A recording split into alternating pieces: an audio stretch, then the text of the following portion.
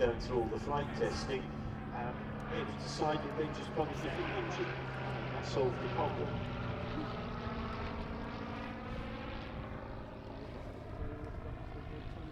One of the primary drivers immediately after the first one.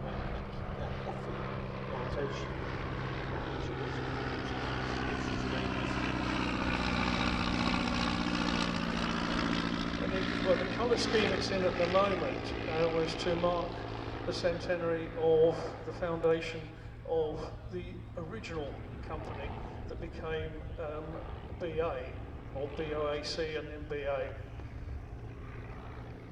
Flying from Heston after, in 1919, over to Paris.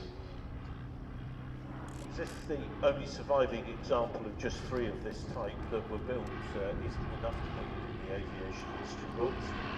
It's also the sole surviving example of an over to Britain from Kenya by the RAF. It was restored to flight at Shuttleworth way back in 1973, so long-term member of the collection is the DH.51 Miss Kenya. The other thing you might have noticed is the registration, which begins after the G for the UK. It begins with an E rather than an A. And the decision to change to an A was made effective from August 1928. When they moved to the A register, the very first aircraft registered was the American aircraft. To turn them off, and it's still fine, not loaded.